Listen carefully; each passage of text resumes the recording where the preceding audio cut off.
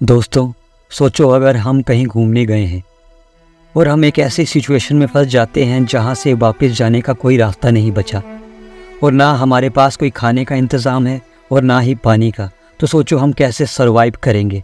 क्या आपसे ये हो पाएगा? मुश्किल है, क्यों, है ना?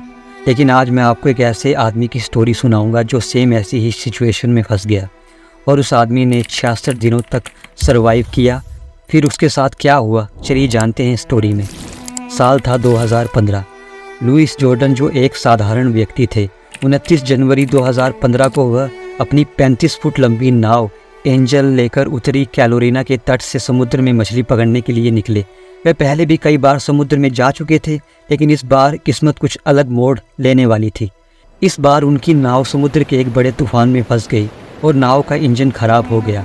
तेज लहरों और ख़राब मौसम ने उनकी नाव को उलट दिया और वह बेकाबू हो गई। लुइस समुद्र के बीच अकेले फंस गए और उनका सारा संपर्क टूट गया और उन्हें यह भी नहीं पता था कि वह किस दिशा में बह रहे हैं। इस तरह से लुइस समुद्र में पूरी तरह से खो गए। चारों तरफ पानी ही पानी और कुछ नहीं। उन्हें समझ नहीं आ रहा था कि वो क्या करें।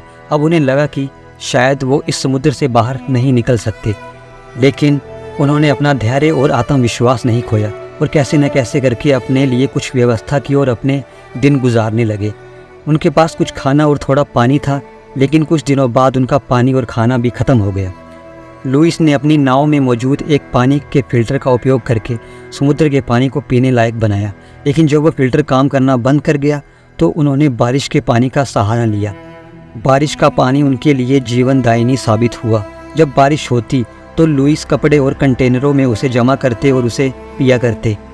खाने के लिए उन्होंने समुद्र की मछलियों का उपयोग किया। लुइस ने समुद्र से मछलियां पकड़ने का तरीका निकाला। अब उनके पास मछली पकड़ने का कोई उपकरण भी नहीं बचा था, इसलिए उन्होंने टूटी नाव के हिस्सों का इस्तेमाल किया। वह कच्ची मछली खाकर अपनी भूख मिटाते। ये उनके लिए शारीरिक और मानसिक चुनौती थी, लेकिन उन्होंने हार नहीं मानी। लुइस का सबसे बड़ा संघर्ष केवल शारीरिक नहीं था, बल्कि मानसिक भी था। अकेलेपन, भय और अनिश्चितता के बावजूद उन्होंने अपने मन को कमज़ोर होने नहीं दिया। हर दिन वह आशा करते थे कि कोई उन्हें ढूंढ निकालेगा। वह रोज़ भगवान से प्रार्थना करते थे और खुद से बातें करते हुए अपना मनोबल बनाए रखते थे। उनका आत्मविश्वास और धैर्य उन्हें जिंदा रखने में उनका सबसे बड़ा सहारा था।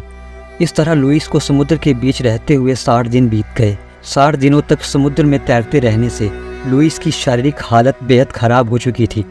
लगातार धूप और समुद्र के पानी ने उनकी त्वचा को जला दिया था। भूख और प्यास ने उनके शरीर को कमज़ोर कर दिया था और उनका वज़न भी बहुत कम हो गया था। पर इसके बावजूद भी उनकी हिम्मत कमज़ोर नहीं हुई। 66 दिनों बाद जब लुइस पूरी तरह से निराश हो चुके थे, एक जर्मन जहाज़ ने उन्हें समुद्र में तैरते हुए देखा। ये उनके लिए किसी चमत्कार से कम नहीं था। जहाज़ के क्रू ने लुइस को नाव से निकाला और तुरंत मदद पहुंचाई। जब उन्हें बचाया गया तो लुइस बेहद कमज़ोर और थके हुए थे। वे चलने तक की हालत में नहीं थे, लेकिन उनके आत्मविश्वास और जिंदा रहने के जुनून ने उन्हें जीवित रखा था और इस तरह लुइस को बचाया गया। लुइस जॉर्डन का यह सफ़र समुद्र के बीच अकेले जिंदा रहने का चमत्कार था, लेकिन असली चमत्कार उनकी आत्मशक्ति थी। उनकी यह कहानी सिखाती है कि ज़िंदगी में चाहे कितनी भी कठिनाइयाँ आ जाएं, अगर इंसान की इच्छा शक्ति मजबूत हो तो वह असंभव को भी संभव बना सकता है। लुइस जॉर्डन की कहानी का सबक यह है कि आत्मविश्वास और धैर्य ही इंसान की सबसे बड़ी ताकत है। आशा और सकारात्मक सोच किसी भी परिस्थिति में इंसान को टूटने नहीं देती और साधन सीमित हों तो भी हमें कुछ भी उपलब्ध हो, हमें उसका सबसे अच्छा उपयोग करना चाहिए। धन्यवाद।